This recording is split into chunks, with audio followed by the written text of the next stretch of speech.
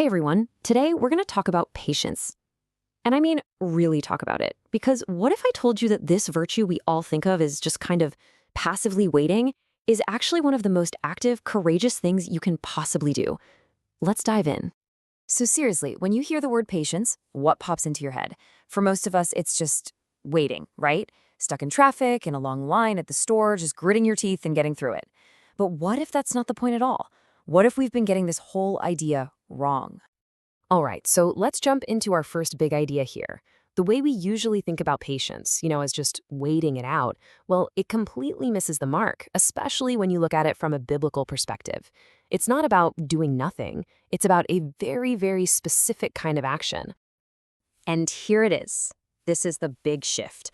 True biblical patience is active endurance. It's this courageous, long-suffering ability to hold fast. It's not about sitting on your hands and waiting for the storm to pass. It's about what you are actively doing while the storm rages. It's a real sign of spiritual maturity. Okay, so what in the world does active endurance actually look like? Well, to really get it, we've got to get a little more specific. Turns out the Bible uses two different Greek words to talk about patience, and they describe two very distinct but equally active forms of it. So on one hand, you have makrothumia. The easy way to remember this one is it's all about your patience with people. Think long-suffering or being long-tempered. Then, on the other hand, you've got Hypomonē. This is all about endurance through tough situations and trials. Both are active, but they're pointed in different directions. Let's look a little closer at makrothumia. This is your relational patience. It is the spiritual muscle to absorb offenses from other people without lashing out. It's having that long fuse when someone's really pushing your buttons. It's hard work, for sure. It's active. And then you've got Hypomonē. This is all about your circumstances. It's the sheer courage to remain under the weight of a trial, not just gritting your teeth to get through it, but actually enduring it without letting go of your hope. It's that deep perseverance when everything inside you just wants to quit.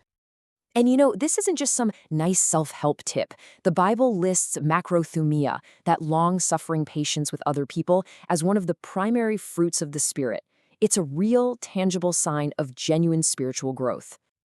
Now, what's really fascinating here is where this ability to be patient even comes from. See, it's not something we can just drum up on our own through sheer willpower. It's actually rooted in the very character of God himself. We actually see both types modeled perfectly for us.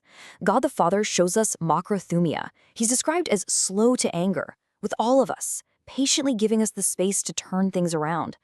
And then Christ models Hypomonē by enduring the cross, showing us what it means to persevere through the ultimate suffering. And this is so important.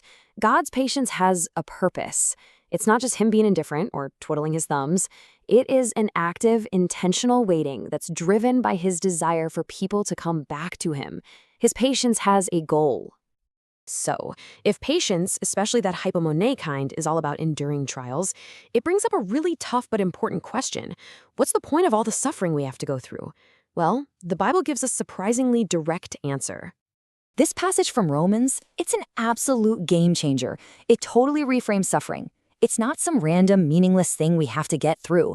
Instead, it's more like a furnace. It's the very thing that produces endurance, which then forges character, and ultimately leads to this rock-solid hope. And this just lays out that whole process so brilliantly. Check out the flow here. Suffering isn't the end of the story. It's the raw material. It gets transformed into endurance, which then builds this proven, tested character. And a person with that kind of character, they have a hope that is resilient and truly unshakable. So here's the bottom line. The goal of enduring trials isn't just survival. It's not just about making it to the other side. The entire purpose is transformation. It's about being made spiritually mature and complete. Okay, so this whole reframing of patience is powerful, right? But how do we actually do it? How do we grow this kind of active patience in our own lives? Well, that brings us to a few really practical spiritual disciplines we can lean on.